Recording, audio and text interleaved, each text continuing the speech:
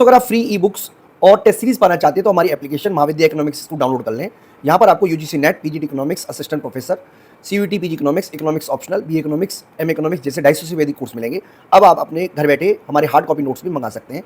तो दोस्तों, इस वीडियो में हम आपसे चर्चा करने वाले हैं मांग की कीमत लोच के महत्व की।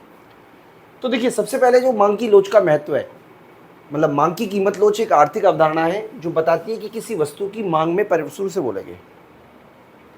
नमस्कार दोस्तों, इस वीडियो में हम आपको समझाने वाले हैं मांग की लोच के महत्व की। तो देखिए, मांग की लोच एक आर्थिक अवधारणा है। मांग की कीमत लोच की बात करें तो मांग की कीमत लोच हमें बताती है कि किसी वस्तु की कीमत में अगर परिवर्तन होता है परसेंटेज में, तो उसकी जो मांग है उसमें कितना परसेंट परिवर्तन आएगा, यानी कि उसकी लोचशीलता के बारे में बताती है। तो इस लोचशीलता की जानकारी होना बहुत आवश्यक है। सबसे पहले उपभोक्ता व्यवहार का विश्लेषण करने के लिए इसकी जरूरत पड़ती है। मांग की लोच समझने के लिए हमें यह पता चलता है कि उपभोक्ता किस तरीके से अपने व्यवहार में बदलाव करेगा, यानी कि हमें यह पता चलेगा कि अगर मांग लोचदार है या बेलोचदार है। यदि मांग की कीमत लोच अधिक है, यदि मांग की कीमत लोच अधिक है तो ये क्या बताता है कि अगर कीमत में परिवर्तन होने से, कीमत में थोड़े से परिवर्तन होने से उपभोक्ता अपनी मांग को बहुत ज़्यादा बदल देगा।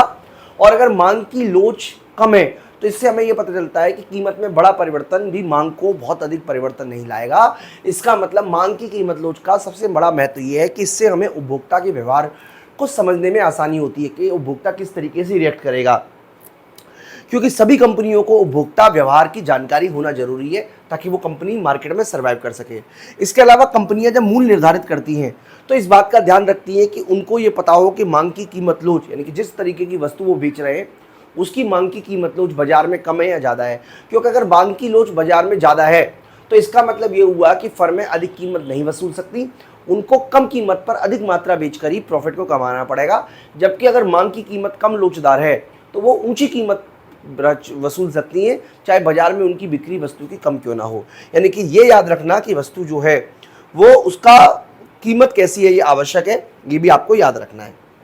इसके अलावा सरकार जो नीति, कराधान नीति अपनाती है, उसमें भी सरकार को इस बात का अध्ययन करना जरूरी है कि सरकार जिन वस्तु पे कर लगा रही है उसकी मांग की कीमत लोच अधिक है या ज़्यादा है।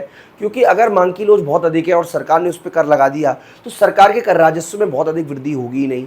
इसीलिए सरकार को जो कर आता है वो बहुत ज़्यादा आता है पेट्रोलियम पदार्थों से, क्योंकि पेट्रोलियम पदार्थ की मांग की लोच कम है शराब से, क्योंकि शराब की मांग की लोच या वाइन से, क्योंकि इस तरीके के पदार्थों की मांग की लोच कम है। सिगरेट से, क्योंकि सिगरेट जो है वो आदतन वस्तु है इसलिए उसकी मांग की लोच कम है। यानी कि ऐसी वस्तु जिसकी मांग की लोच कम है उन पर सरकार टैक्स वसूल सकती है और टैक्स वसूल कर सरकार अधिक रेवेन्यू कमा सकती है। जबकि ऐसी वस्तु जिसकी मांग की लोच बहुत अधिक है उस पर सरकार ज़्यादा मात्रा में कर लगाएगी तो अल्टीमेटली टैक्स रेवेन्यू बहुत ही कम आएगा। इसके अलावा सामाजिक कल्याण के लिए भी आवश्यक है, क्योंकि सरकार जो है वो कई सारी नीति बनाती है। सरकार को ये पता होता है कि कौन सी आवश्यक वस्तु है जिसकी मांग की कीमत लोच बहुत कम है, कंज्यूमर किस हद तक उस कीमत बढ़ने को सहन सकता है, किस हद के बाद वो कीमत बढ़ने को सहन नहीं सकता, ये सब भी कंज्यूमर जानने के लिए बहुत ज़रूरी है।